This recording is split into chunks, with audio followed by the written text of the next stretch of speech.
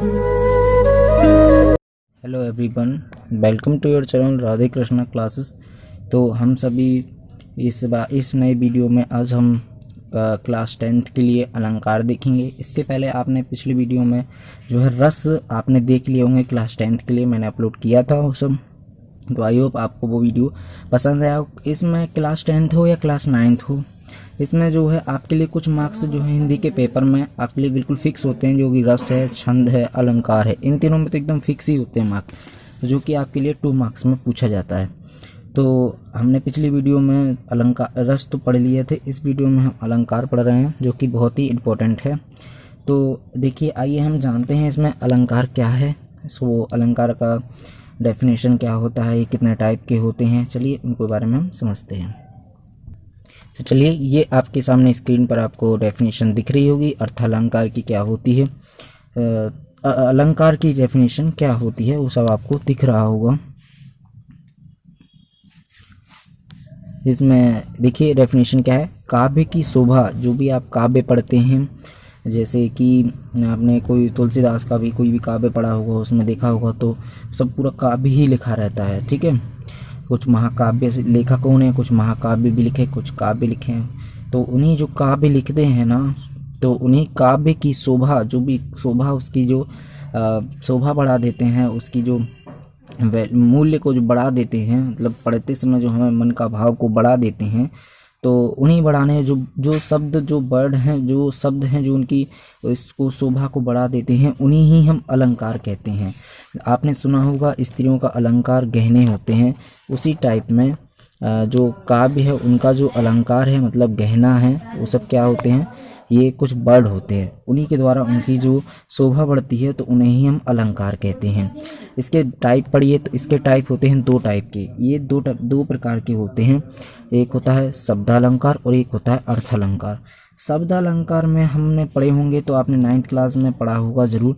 इसमें जो है वो 3 टाइप के होते हैं, पहला, दूसरा और तीसरा, ये होते हैं तीनों टाइप के। और ये अर्थालंकार भी तीनों टाइप के होते हैं। आपने 9th क्लास में पढ़ा होगा अनुप्रास, यमक, श्लेष। ये अनुप्रास ने देखा होगा, तो एक इसमें अनुप्रास पढ़ा होगा आपने, दूसरा आपने यमक पढ़ा होगा, और तीसरा आपने जो होगा श्लेष जरूर पढ़ा होगा, श्लेष पढ़ा होगा। तो ये तीनों जो हैं वो आपके किस क्लास से रिलेटेड हैं, ये तीनों के तीनों आपके जो हैं क्लास 9th से रिलेटेड हैं। तीनों के तीनों जो हैं आपके वो क्लास 9th से रिलेटेड हैं। और जो आपको क्लास 10th में, ये तो आपने तीनों 9th में ही अपने पढ़ लिए होंगे, इसलिए मैं इसमें यहाँ इस वीडियो में नहीं बता रहा हूँ आपको। इसके बाद आपने जो 3 और हैंगे वो आपने वो क्लास 10th में पढ़ने हैं। अर्थालंकार में पहले तो मैं आपको इन दोनों का डेफिनेशन बताऊंगा, उसके बाद में इस जो आपको पढ़ना है, जो मेन टॉपिक है पढ़ना है, वो मैं आपको बताऊंगा। पहले तो आपको देख लीजिए, इसमें आपको पढ़ना है उपमा। अर्थालंकार में क्या कहा है, उपमा है। उसके बाद आपका उत्प्रेक्षा है। उपमा के बाद क्या है आपका, उत्प्रेक्षा है। तो मैं बता चुका हूँ ना, उपमा है, उसके बाद आपका है उत्प्रेक्षा। क्या है, उत्प्रेक्षा, उत्प्रेक्षा। इसके बाद सब में अलंकार लगा लेना जरूरी है। उत्प्रेक्षा अलंकार, उपमा अलंकार। और तीसरा है आपका उपमा हो गया, उत्प्रेक्षा हो गया, उसके बाद है आपका रूपक। क्या है, रूपक। तो रूपक अलंकार।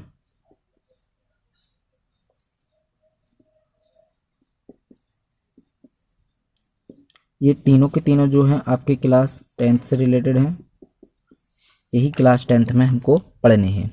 तो इसके बाद अब हम पहले इस शब्दालंकार और अर्थालंकार, शब्दालंकार की डेफिनेशन और अर्थालंकार की डेफिनेशन मैं आपको ऐसे ही बता दे रहा हूँ, आप उसको ऐसे ही सुन लीजिए। जो भी वर्ड होंगे, तो शब्दालंकार की डेफिनेशन क्या हो जाएगी, जहाँ पर भी काव्य की जो है शोभा बढ़ाने का काम जो है, शोभा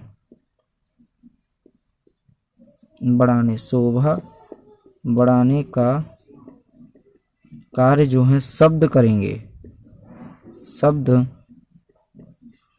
करते हैं, उसे क्या कहते हैं, शब्दालंकार। और अर्थालंकार में क्या हो जाएगा, अर्थालंकार में होगा जहाँ शोभा बढ़ाने का काम जो है, जहाँ शोभा बढ़ाने का कार्य कौन करेगा? अर्थ करेगा। जो क्या है, शोभा बढ़ाने का कारण जो होगा या शोभा बढ़ाने का कार्य जो है अर्थ करता है, वहाँ आपका शब्द अलंकार होगा, अर्थ अलंकार होगा।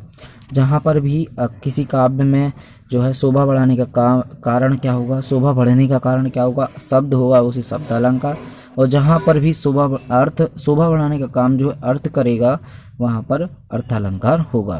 तो अर्थ अलंकार में हमें क्या क्या पढ़ना है? उपमा पढ़ना है, उत्प्रेक्षा पढ़ना है और रूपक को पढ़ना है। तो आइए इन तीनों की डेफिनेशन, इनके बारे में हम सब कुछ समझ लेते हैं।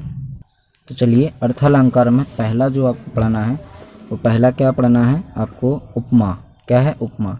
अब उपमा का डेफिनेशन क्या होता है?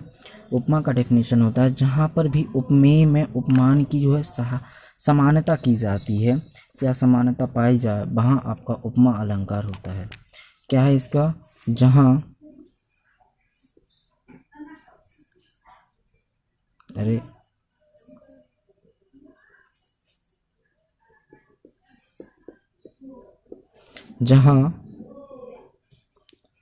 उपमेय में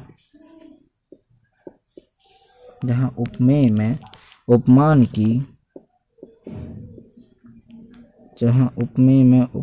की समानता की जाती है, जहाँ उपमेय में उपमान की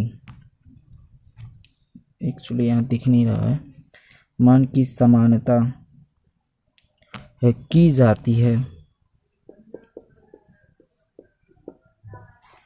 उसे हम क्या कहते हैं? या वहाँ उपमा अलंकार होता है। वहाँ क्या होता है? वहाँ जो है आपका उपमा जो है अलंकार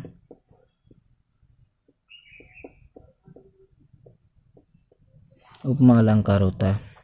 तो आई होप आपको ये डेफिनेशन समझ में आ गई होगी। इसमें आपके लिए पास एक उदाहरण होना चाहिए, इसको लिखने का प्रोसेस बिल्कुल सेम रखना चाहिए। ठीक है, इसमें एक उदाहरण होगा।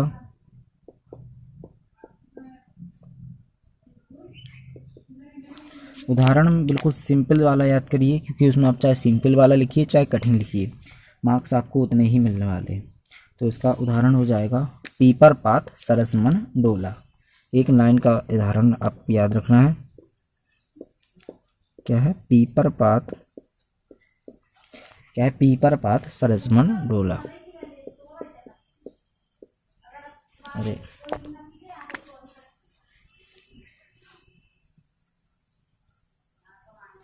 पीपर पात सरस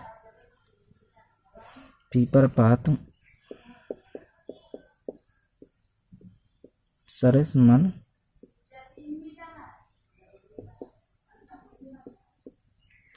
पीपर पात सरस मन डोला। अब इसके बाद आपको ये एग्जाम्पल याद कर लेना है, उस एग्जाम्पल को लिख देना। उसके बाद आपका इसका स्पष्टीकरण करके बताना पड़ेगा। इसका स्पष्टीकरण देखिए क्या है? स्पष्टीकरण, तीसरा हेडिंग आएगा आपका स्पष्टीकरण। स्पष्टीकरण में आपके लिए हेडिंग क्या है? स्पष्टीकरण में आपको करके बताना पड़ेगा कि इसमें आपको ये बताना पड़ेगा आपको यहाँ पे उपमेय क्या है, यहाँ पर आपका उपमान क्या है, उपमेय क्या है, आपका उपमान क्या है। तीसरा आपको बताना पड़ेगा यहाँ पर आपका वाचक शब्द क्या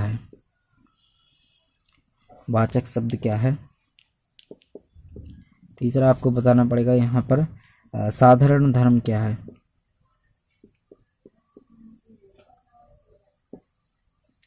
ये आपको 4 वर्ड यहाँ पे बताने पड़ेंगे। तो आपको बताना होगा कि आपने जो एग्जाम्पल लिया है इसमें ये सारी चीज़ों सारी की सारी चीज़ें कहाँ की कौन सी क्या चीज़ रखी गई। तो आप में याद रखना पड़ेगा जो उपमेय है वो आपका यहाँ पे मन हो जाएगा, उपमान आपका हो जाएगा पीपर पात, वाचक शब्द आपका हो जाएगा क्या? सरस, और यहाँ पे जो साधारण धर्म है वो आपका हो जाएगा डोला। बस ये आप इतना कर देंगे ना तो आपका 1 मार्क्स पक्का हो जाएगा। कोई भी चीज़ 2 चीज़ आपसे पूछी जाती है 2 नंबर में, या तो अलंकार पूछा जाएगा और दो दो नंबर में 2 मार्क्स में आपसे अलंकार पूछे जाएंगे और 2 मार्क्स में ही आपसे रस पूछे जाएंगे और 2 मार्क्स में ही आपसे छंद पूछे जाएंगे। तो पक्का तो है इसका आना, या तो आपको ऐसा ही कोई एक ही उदाहरण दे देगा और आपसे पूछेगा इसमें आप बता दीजिए कि कौन सा वो है अलंकार है, तो आप बता देंगे। आपको पहले तो उसकी प्रैक्टिस की जानी चाहिए। जहाँ उपमेय में उपमान की सहायता की जाए उसे अलंकार कहते हैं। ठीक है, इसके आगे बढ़ते हैं। आइए, ये आपका दूसरे नंबर का है, क्या है? उत्प्रेक्षा अलंकार। उत्प्रेक्षा अलंकार क्या होता है? जहाँ पर भी उपमेय में उपमान की संभावना की जाए उसे हम उत्प्रेक्षा अलंकार कहते हैं। उत्प्रेक्षा अलंकार की डेफिनेशन कर लेते हैं। बिल्कुल सिंपल है, बिल्कुल जैसे हमने उपमा की लिखी थी वैसे ही। जहाँ उपमेय में उपमान, जहाँ पर भी उपमेय में उपमान की संभावना की जाए वहाँ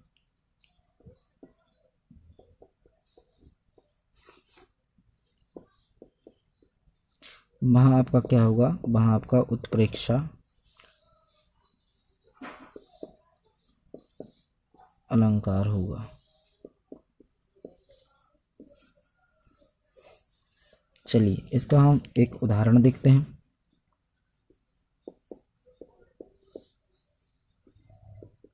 इसका उदाहरण क्या है? इसका उदाहरण बिल्कुल एक सिंपल सा उदाहरण है जो आप, मुझे लग रहा है आप जो है इसको आपको सिलेबस में भी ये मिलने वाला है। ठीक है, तो आपके हो सकता है पद में ये इसका एक जो मैं आपके लिए लिखवाने वाला हूँ वो पद है आपकी शायद उसमें है, आपके हिंदी में है, तो वो आप वहाँ पे भी पढ़ेंगे और यहाँ पे भी है। यहाँ उसका उदाहरण लिख दे रहे हैं हम। क्या है उदाहरण? क्या है? सोहत ओढ़े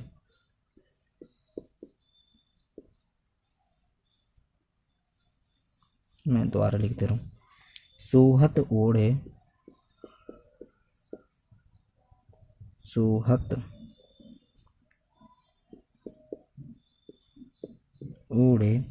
पीत पटु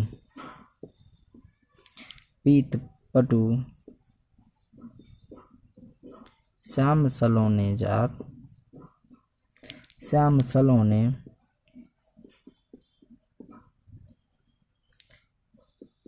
जा सोहत ओढ़े पीत पटु श्याम सलोने गात जात नहीं है, गात है। श्याम सलोने गात मानो नीलमणि शैल पर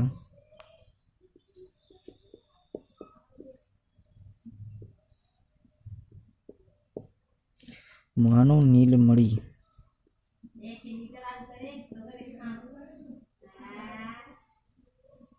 शैल पर आतपु परियो प्रहा आतपु परियो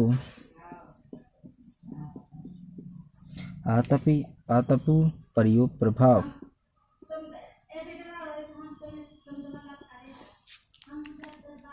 इस लाइन का अर्थ बिल्कुल सिंपल है। सोहत ओढ़े पीत पटु श्याम सलोने गात।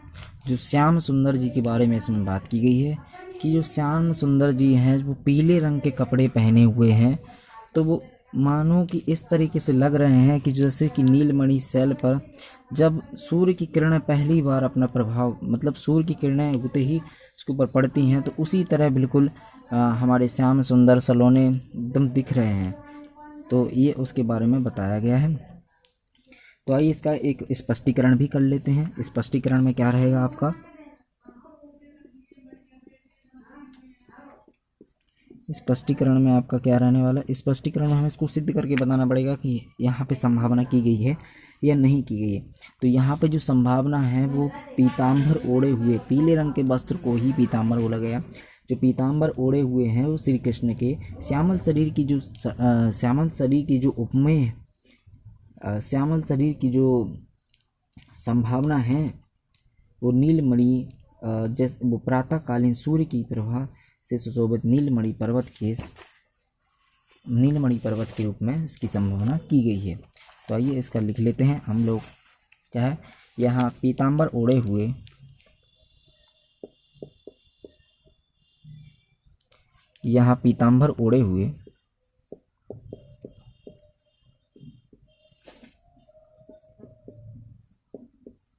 यहाँ पीताम्बर ओढ़े हुए श्री कृष्ण के श्याम शरीर मतलब आपका श्याम शरीर मतलब उपमेय, श्याम शरीर यानी उपमेय श्याम शरीर की प्रातःकालीन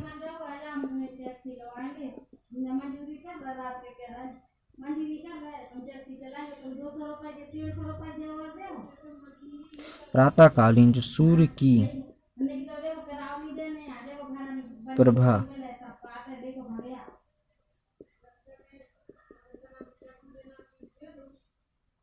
सुशोभित नीलमणि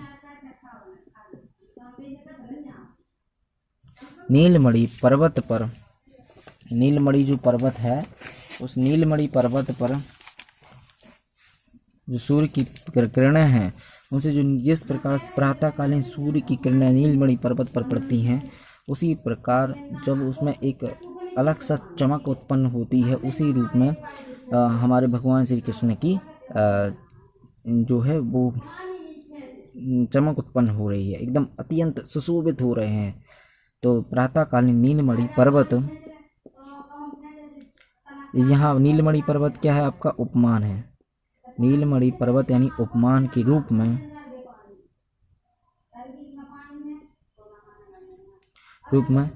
संभावना, नीलमणि पर्वत के रूप में संभावना किए जाने से यहाँ उत्प्रेक्षा अलंकार।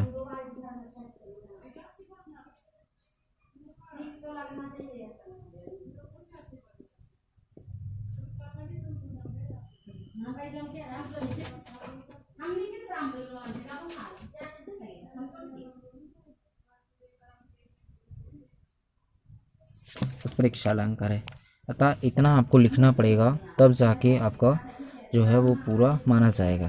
तो मैं आपको इसमें थोड़ा दिख नहीं रहा होगा नीचे की लाइन, तो मैं आपको थोड़ा कैमरा नीचे करके मैं आप लोगों को दिखा देता हूँ। देख लीजिए, अब मैंने कैमरा थोड़ा ऊपर कर दिया है तो आप लोगों को एकदम सही दिख रहा होगा। इसके बाद हमको तीसरा और पढ़ना है। तीसरा क्या है आपका, पहला आपका हो गया उपमा, दूसरा होगा उत्प्रेक्षा और थर्ड नंबर पे है आपका रूपक। चलिए उसके बारे में और समझते हैं। इस बारे में देखना, रूपक अलंकार है, इसके बाद आपका ये है रूपक अलंकार। रूपक अलंकार में क्या है इसकी परिभाषा है जहाँ उपमेय में उपमान पर भेद रहित आरोप किया जाता है, आरोप किया जाए, वहाँ आपका रूपक अलंकार होगा। पहले में उपमा में क्या है आपकी जो है समानता की जाएगी, दूसरे में आपसे संभावना की जाएगी यानी उत्प्रेक्षा में, तीसरा आपका रूपक में आपका जो है भेद रहित आरोप किया जाएगा। तो इसके डेफिनेशन लिख लेंगे, जहाँ उपमेय में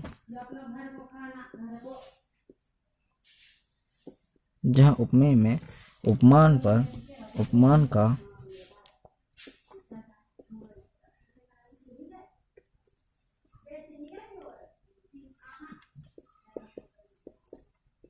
भेद रहित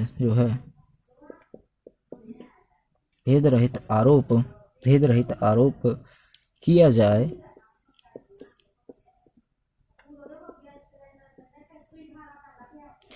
जाए, वहाँ रूपक अलंकार है।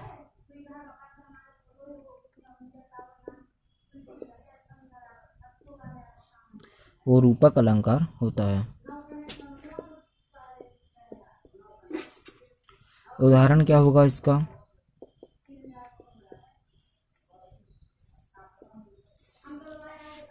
चरण कमल बंदो हरि राय, ये इसका उदाहरण हो जाएगा।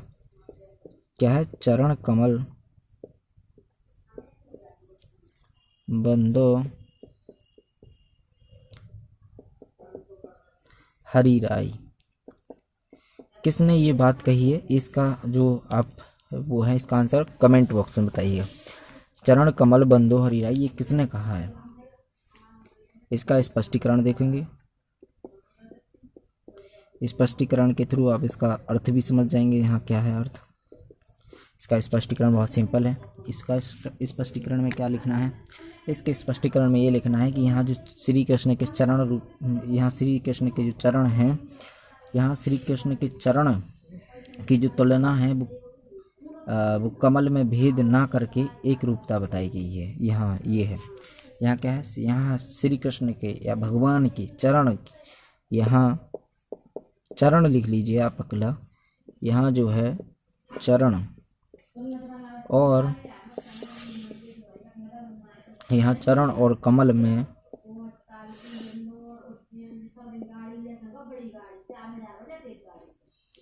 यहाँ चरण और कमल में भेद ना करके एक रूपता बनाई,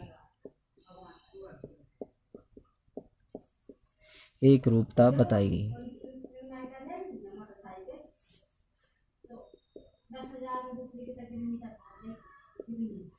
तो इस तरीके से आप यहाँ समझ गए हों कि यहाँ चरण में कमल ना, यहाँ चरण और कमल में भेद ना करके एक रूपता बताई गई। यहाँ श्री कृष्ण के चरण रूपी कमल की तुलना, या आप ये भी देख सकते हैं, इसके अलावा चाहे तो आप ये लिख लीजिए, अदरवाइज दूसरा भी लिख सकते हैं। यहाँ श्री कृष्ण के चरण रूपी कमल की तुलना, यहाँ श्री कृष्ण के चरणों की तुलना कमल के साथ भेद ना करके बताई गई है।